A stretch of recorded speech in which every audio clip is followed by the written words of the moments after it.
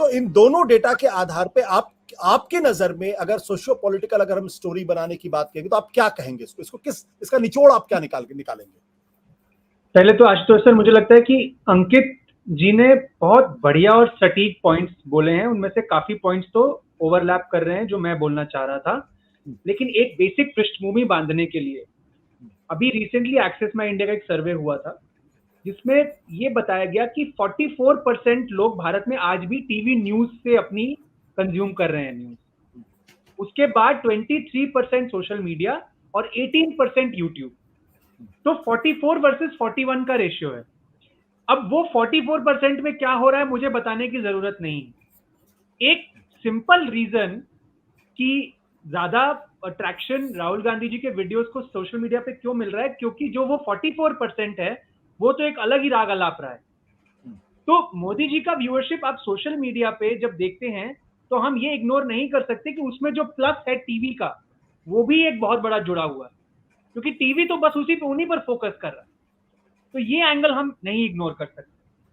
दूसरी बात कि मैं इस बात से बिल्कुल सहमत हूं कि सोशल मीडिया पे एजेंडा सेटिंग कांग्रेस ने बेहतर करी है और इसमें कोई दो राय नहीं। लेकिन ये जो व्हाट्सएप वाला पॉइंट है, मुझे लगता है ये बहुत बेहतरीन पॉइंट है। और इसमें आप कह रहे हैं कि हमारे पास डेटा नहीं है, बट आशुतोष सर एक एनेक्डोटल अगर हम एक पॉइंट लें, आपको कितने लोगों के मैसेज गलती से कभी कभी आ जाते हैं जो बीजेपी समर्थक? आपको कभी कांग्रेस का कोई आया है गलती से? बहुत कम ऐसा होता है। तो अगर आप एक एनेक्डोटल एविडेंस भी ले लें कि फला फला व्यक्ति बीजेपी के मैसेजेस फॉरवर्ड कर रहा है वर्सेस ऐसे कितने व्यक्ति जो कांग्रेस के मैसेजेस फॉरवर्ड कर रहे हैं, वहां आज की तारीख में कांग्रेस बहुत पीछे है।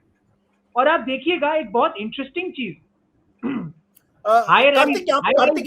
कार्तिक एक चीज मैं आपको बता दूं कि मैं कम से कम 15-20 ग्रुप्स में लोगों ने मुझे जोड़ रखा है। मैं उसमें देखता हूं कि अब जो ग्रुप्स में जो मोदी विरोधी या राहुल गांधी विरोधी जो जो वीडियोस आते हैं या मैसेजेस आते हैं, अब उसमें ज्यादा फर्क नहीं है। ये पहले ये फर्क था, अब वो फर्क उतना स्टार्क फर्क नहीं है। अब मुझे मोदी के मीम्स बनाते हुए, उनका मजाक उड़ाते हुए वो भी मुझे बहुत संख्या में दिखते हैं और राहुल गांधी के भी दिखते हैं। बिल्कुल इसमें इंप्रूवमेंट है, मैं आपसे बिल्कुल इस बात से असहमत नहीं आशुतोष जी। लेकिन अगर आप खास करके हाई राइज सोसाइटीज का स्ट्रक्चर देखें, जिस तरीके से बीजेपी ने बड़े शहरों में हाई राइज सोसाइटीज को कैप्चर किया है via WhatsApp messages, I think ये अपने आप में एक स्टडी का एरिया है। अगर कभी किस्मत हुई तो मैं इस पर एक प्रोजेक्ट भी करना चाहूंगा कि किस तरीके से हाई राइज बिल्डिंग्स को आप एक बहुत इजी तरीके से कैप्चर कर सकते हैं by controlling the sensitive nodes of information. वहां के आप आरडब्ल्यू को कंट्रोल कर ले, वहां पे जो आपके इंचार्जेस को कंट्रोल कर ले। तो मुझे लगता है कि ये सारे पॉइंट्स अगर टोटलिटी में देखें तो मुझे लगता है आज भी कन्वेंशनल मीडिया बिल्कुल लॉपसाइडेड है। सोशल मीडिया में कुछ प्लेटफॉर्म्स पर कांग्रेस ने पीछे से आकर बढ़त बनाई है, बिल्कुल इसमें कोई डाउट नहीं। लेकिन कुछ ऐसे माइक्रो प्लेटफॉर्म्स है जैसे कि व्हाट्सएप, जहां बीजेपी आज भी, चाहे आप कह रहे हैं कि गैप कम हुआ है, बट वो गैप अभी भी है, वो आगे हैं। एक आखिरी बात, आपने बोला कि लोग स्पीच की इंतजार, एक और मैंने डेटा पॉइंट निकाला।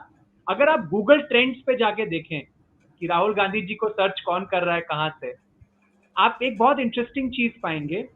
मणिपुर और नागालैंड में बहुत उत्सुकता है राहुल गांधी जी को लेकर। तो जो पॉइंट रिया बोल रही थी कि मणिपुर पे जो लीडर प्राइम मिनिस्टर नहीं बोले बट राहुल गांधी से एंटिसिपेशन था, तो हो सकता है ये भी एक कारण हो कि बम्प अप आया।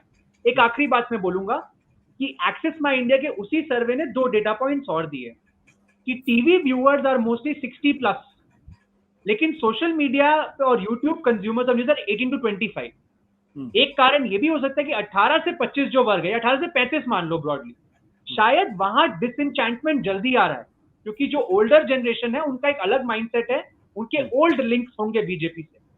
लेकिन अब यहां पे मेरा पॉइंट जो मैं आपके चैनल पे कई बार बोल चुका हूं, ये एक सिम्टम है कि 18 to 35 अगर आपकी तरफ आ रहा है, अब आप उसको कैप्चर करने के लिए क्या कर रहे हो?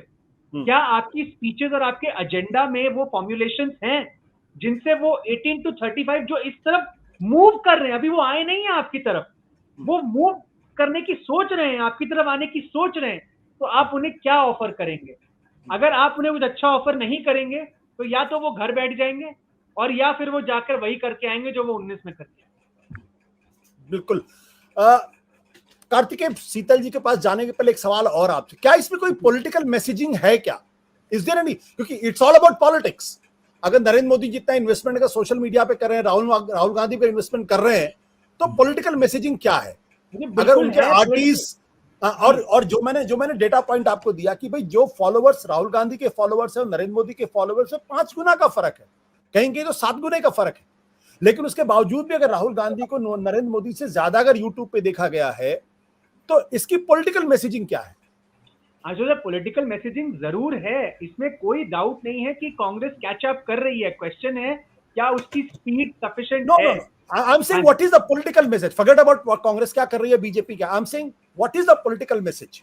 Political message is the country wants to listen to its leaders. Rahul Gandhi is now a leader. The country takes him seriously. इसमें तो कोई डाउट ही नहीं है ना, मतलब ऑपोजिशन का वो लीडर है, उनको कंट्री सुनना चाह रही है। तो मुझे लगता है इसमें हमें कोई आप ये देखिए आशुतोष जी, अगर ये ना होता, हम एक बात ना भूलें, BJP is also worried about this. Why I'll tell you is, अभी पिछले महीने अगर if I am not wrong, BJP ने इन्फ्लुएंसर्स को रीच आउट किया है यूट्यूब पे कि आप हमारा मैसेजिंग करवाइए, आप हमारे मिनिस्टर्स का इंटरव्यू करिए। मैं आपको चैनल्स के नाम बता सकता हूं जो मैं नहीं बताऊंगा यहाँ पे, जो उस मीटिंग के बाद से एकदम लगे हुए हैं, मतलब जिसे कहते हैं कि एक के बाद एक मंत्री आ रहे हैं, पॉडकास्ट हो रहे हैं। तो I think BJP is well aware of this, but BJP को अपनी लीड बचानी है, कांग्रेस को बहुत ग्राउंड गेन करना है। तो मुझे लगता है इसलिए ऑब्जेक्टिव्स में बहुत डिफरेंस। सत्य हिंदी का ऐप डाउनलोड करें गूगल प्ले स्टोर पर।